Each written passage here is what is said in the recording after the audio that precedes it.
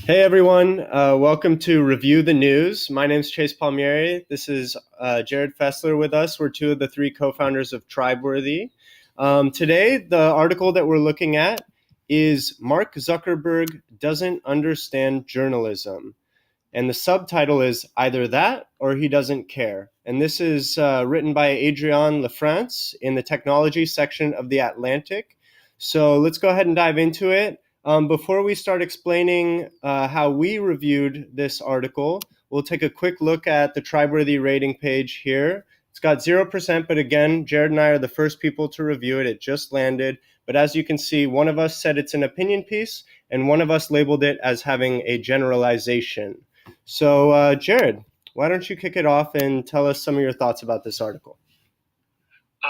Well, first, this is a terrific article and very relevant to what we've all been talking right now, and especially here at Tribeworthy. But there was quite a few flaws that I found right away, and the first one kind of smacked you in the face with the headline, and it's just clearly an opinion piece. I think Adrienne definitely has some heartfelt feelings about this, and she goes on to show it later on. However, my selected one biggest flaw for the article is actually her generalizing what Mark Zuckerberg actually said and how he proposes to solve this news dilemma on Facebook. The biggest quote I can pull from that to kind of support my own claim is about halfway down the article. She says, any journalist can tell you the best answer to the question, what happened, is not, why don't you ask a bunch of your friends what they think, organize their views along a spectrum, and then decide where to plant yourself. Right. It's a little bit of a straw man there, huh? A little bit of a straw man, and I think she's really generalizing what she says above, because she very oversimplifies how trust is built online. And she's just saying that people just, I'm going to ask my friends to see what they think is true, and then that's what I'm going to decide on. But really, it's gathering the information first and from news outlets, and then going on to say, okay, this is what I believe or not. Right. Okay. Anything else you want to add for now, or should I? No, go ahead. Yeah, all right. I'll start to break down mine a little bit. So I'm going to go to the article here, and like you mentioned at the top, out the gate with this headline, Mark Zuckerberg doesn't understand journalism. So out the gate, we kind of know that we're in for either an opinion piece or some kind of a hit piece against Mark Zuckerberg. Whether or not he understands journalism, that's a pretty bold statement. And then the subheader I thought was even more egregious. It says either that or he doesn't care. So to me, that is the perfect false dilemma. Exactly. So the other thing that's interesting to note here is that this was actually posted under the technology section, and nowhere does it list itself as an opinion piece. So that's just another problem with a lot of the opinion pieces we're seeing online today. But to continue, just for the people listening out there, my review was an opinion piece, ultimately, even though I do think this was partially a hit piece, partially false dilemma, and like Jared said earlier, there's a little bit of straw manning his solutions. But let's go to this line, if you'll follow with me here. It says that and he runs a media company that has decided to show its users less news from professional outlets.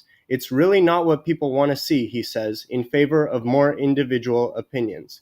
So she takes issue, Adrienne, the author, takes issue with this claim that users prefer opinion pieces, yet addressing this issue, she herself is writing a lengthy opinion piece. So already, like, as she's trying to point out his contradictions, she begins to contradict herself.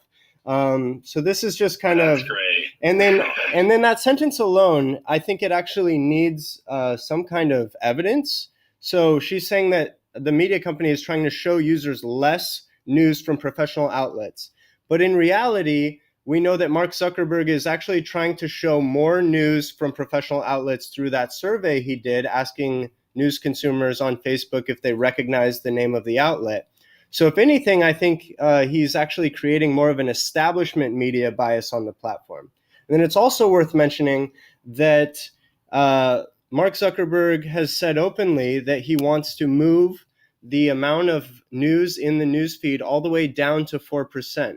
And we can get into reasons why for this. I think the main reason is that all of the regulatory eyeballs are on him now because of news in particular, and he's fine having a social media monopoly that doesn't produce too much news on the platform, so long as he can keep Facebook growing and becoming this monolith that it is. So there's another, let's see, I took notes, so pardon me for a second. She also talks about how here, I think it's fair, Zuckerberg said, in a newspaper, he continued, publishing opinions in close proximity to the news is pretty dangerous. So again, the author of this article is committing the problem that she's claiming that Zuckerberg is wrong about. She herself is publishing an opinion piece in The Atlantic without labeling it as an opinion piece at all. As far as The Atlantic is telling people, this is a breaking news story, but the entire framing of the article is an opinion piece. So another kind of thing that I just wanted to talk to you about, Jared, which I found interesting, is that it feels to me like news producers are trying to have their cake and eat it too. And by that, what I mean is they're mad at Facebook for taking away traffic and ad revenue. But at the same time, they're yelling at Facebook every time that any news content is on the platform. So, for example, they're yelling, oh, you need to do more to stop these news stories from being shown, while at the same time they're expecting all their revenue to come from Facebook. So I think the big problem here is that news producers have put all of their ad revenue eggs in the Facebook basket.